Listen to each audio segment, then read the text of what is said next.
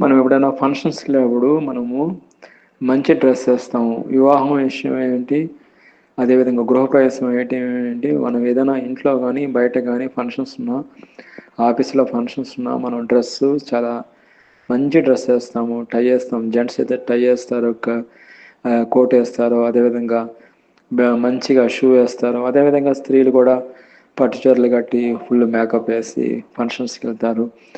ఎవరైనా ఇతరులు చూసినట్లయితే మనల్ని ఈజీగా గుర్తుపట్టేస్తారండి. మనం ఏదైనా ఫంక్షన్కి వెళ్ళేసి వచ్చామని గుర్తుపడతారు. అదేవిధంగా మనం ఈ ఉదాహరణ చూసినట్టయితే పోలీస్ వాళ్ళని చూసినట్లయితే వాళ్ళ డ్రెస్ని బట్టి మనం పోలీస్ వాళ్ళని గుర్తుపట్టేస్తాం.